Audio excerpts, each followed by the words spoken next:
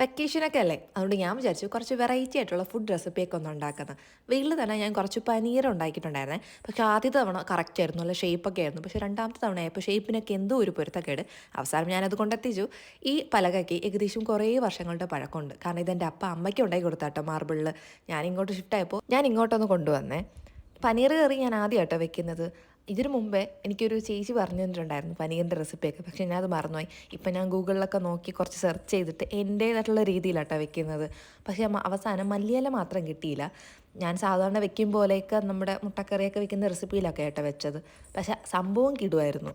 പക്ഷേ എനിക്ക് കുറച്ച് വ്യത്യാസം തുടങ്ങിയത് ആദ്യമേ തന്നെ നമുക്ക് ഈ മസാലയില്ലേ, ഏലക്ക, പട്ട, ഗ്രാമ്പു അതൊക്കെ ഒന്ന് ആഡ് ചെയ്ത് നമ്മുടെ മസാലപ്പൊടിയെല്ലാം ഇട്ട് ഒന്ന് വഴറ്റിയെടുത്തതിന് ശേഷം മിക്സിയിലൊക്കെ ഇട്ടൊന്ന് അരച്ചെടുത്ത് അതിൽ കുറച്ച് തൈരും കൂടെ ആഡ് ചെയ്ത് കഴിഞ്ഞാൽ നമ്മുടെ അസൽ പനീർ കറി റെഡിയാവും. കുറച്ച് മല്ലിയിലയും കൂടെ ഉണ്ടെങ്കിൽ സൂപ്പർ ടേസ്റ്റ് ആവട്ടെ. അതിനിടയിൽ ഞാൻ ചപ്പാത്തി റെഡിയാക്കി. പക്ഷേ കുഞ്ഞിക്ക് ഇഷ്ടപ്പെട്ടു കേട്ടോ, നല്ല ടേസ്റ്റ് ആയിട്ടുണ്ടായിരുന്നു.